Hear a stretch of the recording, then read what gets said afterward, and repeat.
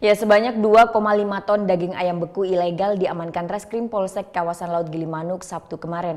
Rencananya daging ayam ilegal ini akan dijual di sejumlah supermarket di kawasan kota Denpasar. Jajaran Reskrim Polsek kawasan Laut Gilimanuk Jembrana, Bali kembali menggagalkan upaya penyelundupan daging ayam ilegal masuk ke Pulau Bali. Daging ayam sebanyak 2,5 ton ini diangkut menggunakan sebuah truk asal Jombang, Jawa Timur.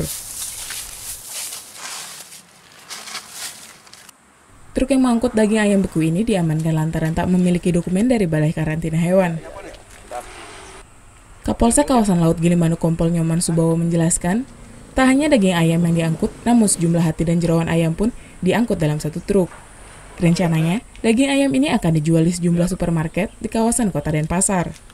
Daging dan hati ayam yang dimuat dengan kendaraan truk engkel box dimuat dari Jawa Timur, rencananya akan dibawa ke Bali, dan sesampai di pintu gerbang, secara rutin anggota kami yang terbagi dalam unit kecil lengkap yang dipimpin langsung tadi pagi oleh Pak Kanit Reskrim telah melakukan pemeriksaan terhadap truk box, dan ternyata truk box tersebut mengangkut daging olahan berupa ayam dan hati ayam yang sementara dalam pemeriksaan tidak dilengkapi dengan dokumen-dokumen yang sah, di mana mereka tidak melaporkan dari daging asal, itu di karantina Jawa Timur.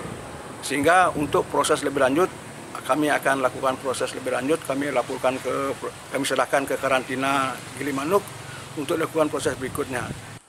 Hasil pemeriksaan oleh kepolisian bahwa daging ayam tersebut milik CV Wahana Sejahtera Food di Jombang, Jawa Timur dengan tujuan PT Aerofood Indonesia Denpasar. Dengan banyaknya barang ilegal yang masuk ke Bali tanpa dokumen, petugas lebih memperketat pemeriksaan bagi kendaraan yang memasuki Bali. Putu Wijana melaporkan untuk NET.